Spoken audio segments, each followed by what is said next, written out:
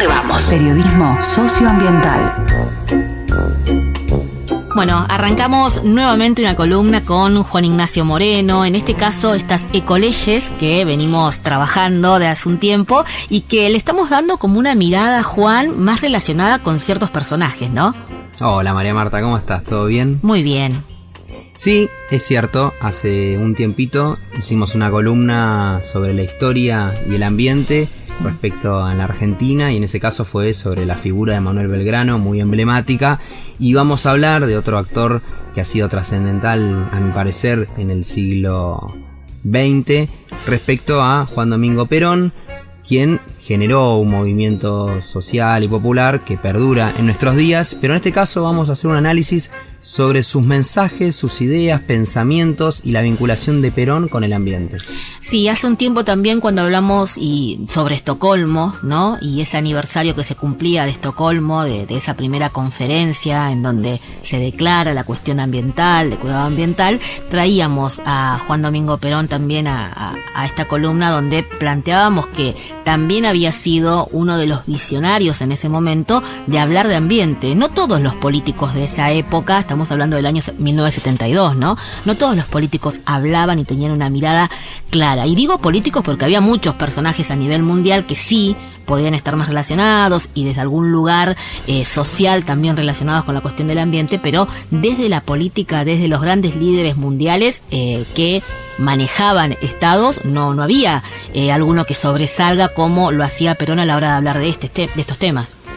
Claro, en ese sentido coincido, Martu, y bueno, en esta columna vamos a ir un poco de camino en la historia hacia el pasado, hacia distintos momentos históricos y discursos de Perón, y ese contexto de 1972 es la primera vez que Naciones Unidas se expresa sobre la cuestión ambiental, y justamente Juan Domingo Perón deja un mensaje a los pueblos vinculado a las problemáticas que en ese momento observaba sobre el ambiente, sobre el avance de la tecnología, sobre la utilización de los insumos químicos, de lo que hoy conocemos como agroquímicos, agrotóxicos.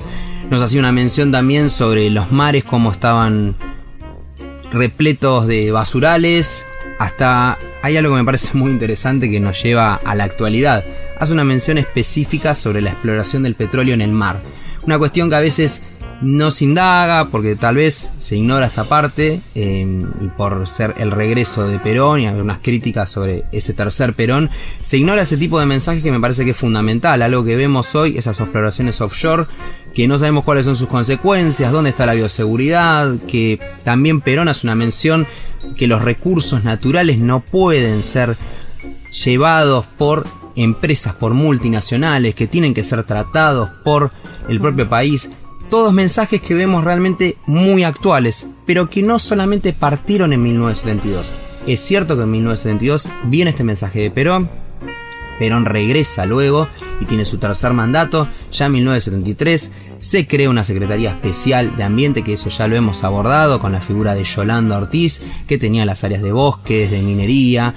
La primera Secretaría de Ambiente en la Argentina, la primera Secretaría de Ambiente en Latinoamérica, ocupando el cargo una mujer con una trayectoria como era la de Yolanda Ortiz.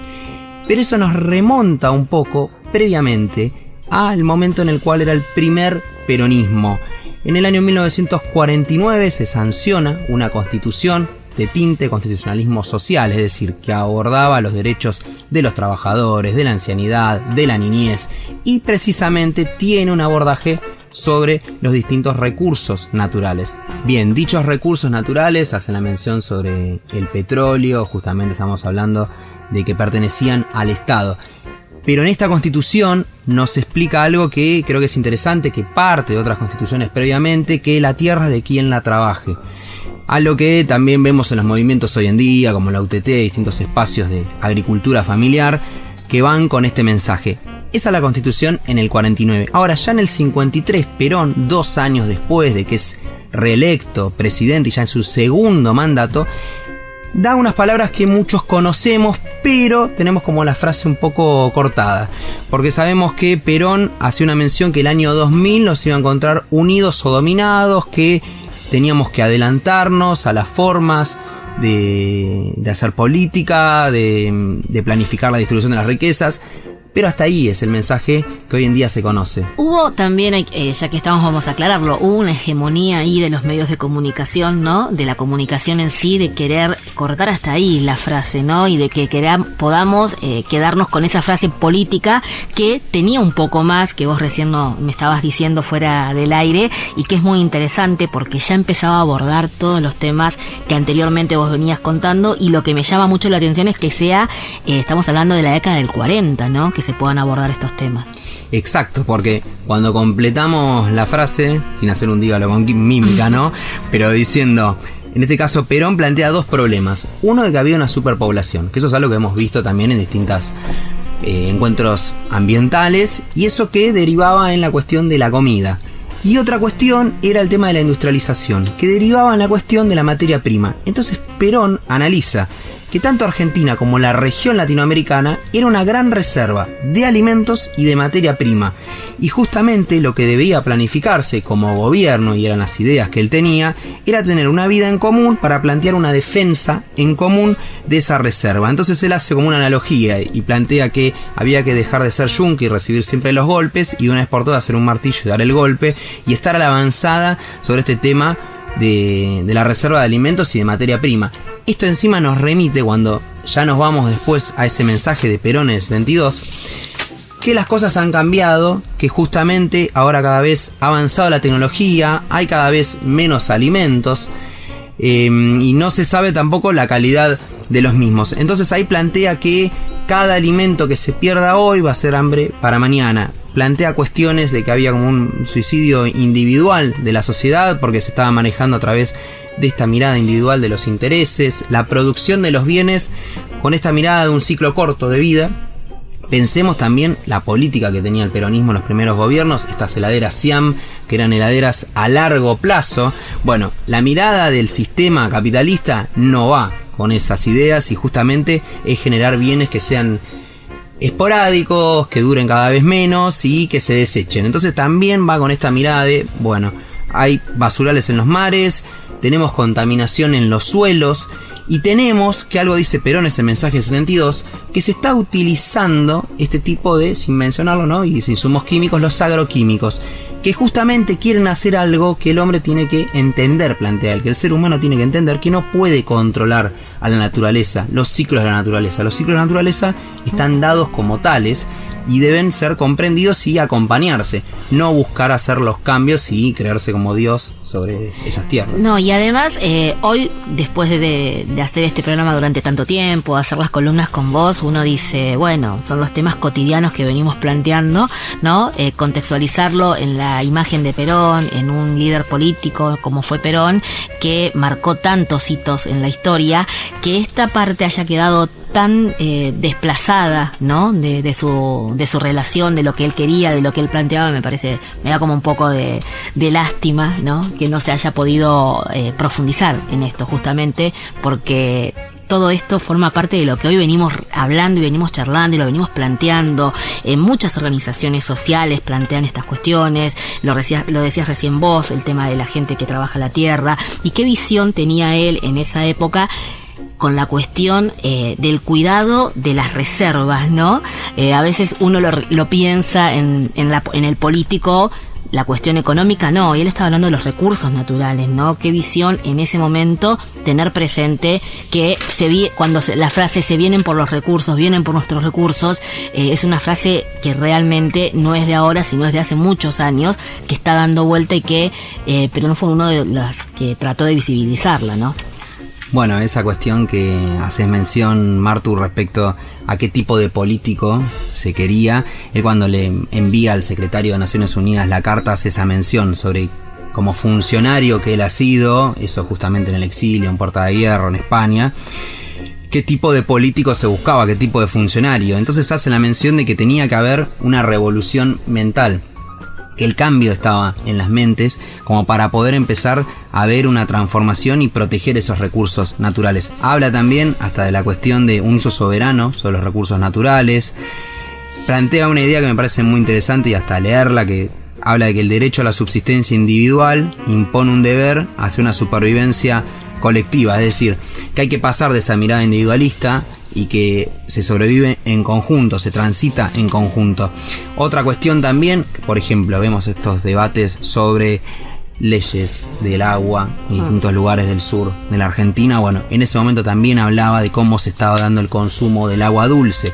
El agua, no solamente desde el consumo apto humano, sino también me hace la mención sobre la utilización en los campos.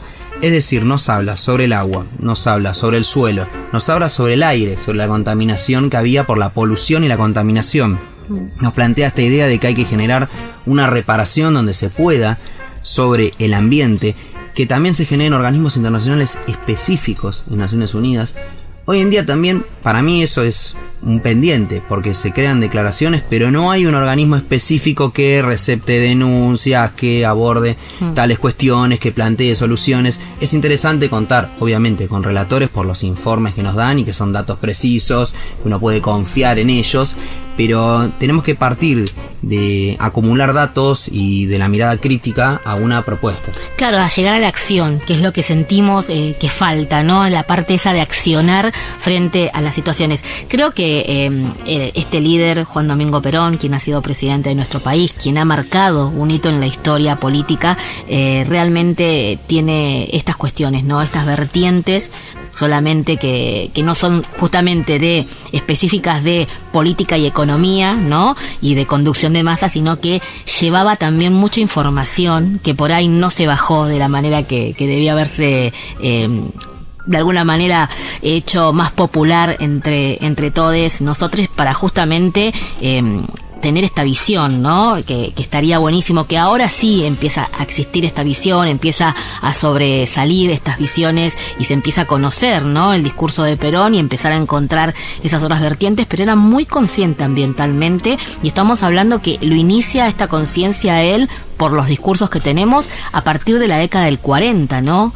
Cosa que es asombroso, y bueno, y en su última presidencia, lo que vos decías, haber podido incorporar el Ministerio de Ambiente con una mujer al frente, con Yolanda Ortiz, que hoy en día es un ícono en lo que es la educación ambiental. Gracias a Yolanda Ortiz tenemos la ley de educación ambiental obligatoria. Creo que ha marcado muchos íconos este gran personaje que ha sido Juan Domingo Perón, y justamente la cuestión de su conciencia ambiental era uno de los que había quedado medio por ahí escondido, que no teníamos tanto acceso a esa información.